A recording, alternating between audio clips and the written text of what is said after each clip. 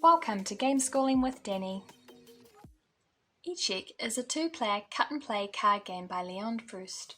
The game starts by placing the two kings face to face. The goal is to have the opposition's kings surrounded. This happens when all four sides are blocked by either side's pieces. You don't have to surround your opponent's king solely with your pieces. In fact, we're yet to play a game where the king completely lost surrounded by the opponent's pieces. Usually one of their own ends up getting in the way. The board is an imaginary 4x4 grid. The four rows are determined by the king's position. The kings account for 2 rows. Each have a row below them, which totals 4 rows. The columns are a bit more flexible. Once the pieces in play have created a 4th column, that becomes the invisible border. We sometimes use small sticks or pens to help us remember the border's location once it's been established. When pieces are initially placed, they must be on your side of the board, and they must be connected to a piece that is already in play, either by the corner or by the sides. When a piece is moved, it must remain touching the corner or side of a piece of the same color, so this move would be okay. But moving all the way across to here would not be, because it's no longer touching a piece of its same color. The movement of each piece is shown here in the circles in the top left-hand corner.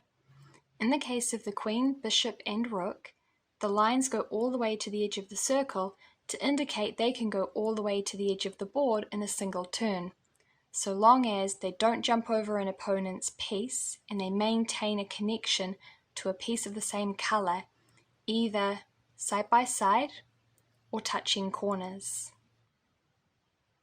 The king and pawn can only move one square at a time. The king can move in any direction, and the pawn can only move vertically or horizontally.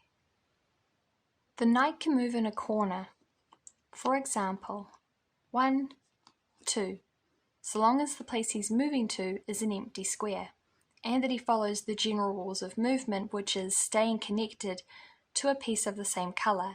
So he could not move 1, 2, unless there was another piece that he could remain connected to. Each piece has a special ability that is shown in the circle in the bottom right-hand corner of the tiles. In the case of the king and queen, they have a skull. This means that if they're surrounded, they're removed from the game. In the case of the king, this ends the game. In the case of the queen, it simply means that she is removed from the game and doesn't return. The bishop's special ability is to remove one piece from the board when it's first placed. So if you place this bishop down, you can choose an opponent's card. They will have to take that card back into their hand. They can then play it on a later turn. The rook has a crown symbol on it. You can use one of your turns to swap the position of your rook and the position of your king on the board.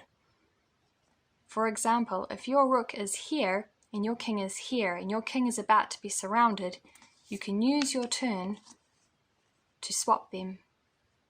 The knight's special ability is that he can jump over opponent's pieces.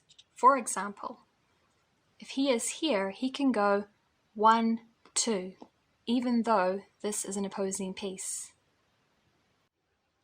The pawn has a lightning symbol. This means that once placed, the pawn can immediately move one square on the same turn. When we play, we often place him next to the king and then immediately move him forward to the other side of the board. The game rules have a brief summary of the movement and the special abilities of each piece on a single page to make it easy to reference. Let's see a playthrough.